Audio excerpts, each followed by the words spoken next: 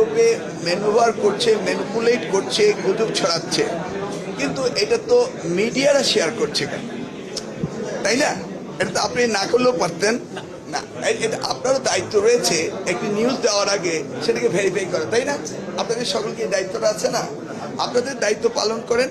আর আমরা আপনাদের কথায়, আপনাদের শুনে আমরাও সচেতন রয়েছি, আমরাও এগুলিকে দেখছি এবং আইনগত ব্যবস্থা আমরা নিচ্ছি। নেওয়া হয়েছে, নেওয়া হবে, হচ্ছে, হবে। তবে গুজব যেন না ছড়ায় সেই জন্য আপনাদের প্রতি আমার আহ্বান রইল। আমরা তো ননস্টপ বলে যাচ্ছি যে আমাদের সকল চেষ্টা রয়েছে সুন্দর পরিবেশে সুন্দর পরীক্ষা নেওয়ার জন্য, এবং এই গুজবে না কান দেওয়ার জন্য আমরা অনুরোধ করছি। বিশেষ করে আপনারা মিডিয়া যদি সচেতন হন তাহলে এটা হতো না। পার্টিকুলারলি কালকে কি একটি মিডিয়া এটা করেনি? পার্টিকুলারলি এই মিডিয়ার কি দায়িত্ব ছিল না এটাকে ভেবে দেখা, খুঁজে দেখা, সত্যতা যাচাই করা? আর ফেসবুকের উপর নির্ভরশীল হতে হবে না।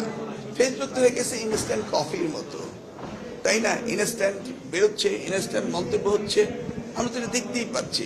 কফি তো খেতে একটু সময় লাগে, ঠান্ডা হতে হয়, কিন্তু তা তো হচ্ছে না।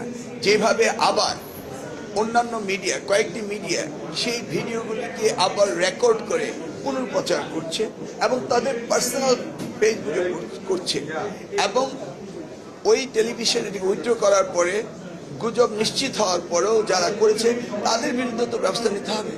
সকলকে সচেতন হতে হবে, তা না হলে এই বিষয়গুলো চলতেই থাকবে এবং ছাত্রছাত্রীরা ক্ষতিগ্রস্ত হবে।